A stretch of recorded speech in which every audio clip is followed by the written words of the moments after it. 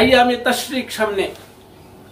আইয়ামে তাশরিক অর্থাৎ আল্লাহু আকবার, লা ইলাহা ইল্লাল্লাহু আল্লাহু আকবার ওয়ালিল্লাহিল হামদ, এই তাকবীর জিলহজ মাসের 9 তারিখ ফজর থেকে নিয়ে 13 তারিখ আসর পর্যন্ত ফরজ নামাজের পরে এই তাকবীর বলতে হয়।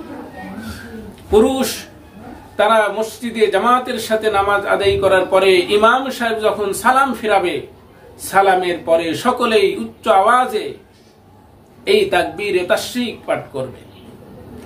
যদি ইমাম সাহেব সালামের পরে তাকবীর পড়তে ভুলে যায়, মুসল্লিরা উচ্চ আওয়াজে পাঠ করা শুরু করবে, ইমামের স্মরণ হয়ে যাবে, সকলেই একবার তাকবীরে তাশরিক করে নেবে।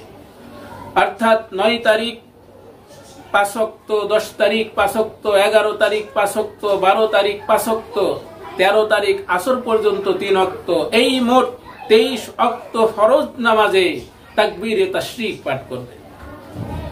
এবছর অর্থাৎ আমাদের 2025 সালে বাংলাদেশের মানুষ আইয়ামে তাশরিক, তাকবীরে তাশরিক পাঠ করা শুরু করবে শুক্রবার, আগামী শুক্রবার ফজর থেকে, এবং তাকবীরে তাশরিক শেষ হবে মঙ্গলবার আসরের নামাজের পর।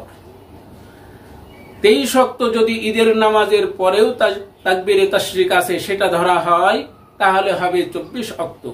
মা বোনরা ঘরে নামাজ পড়ার পরে আস্তে আওয়াজে এই তাকবীরে তাশরিক পাঠ করবে।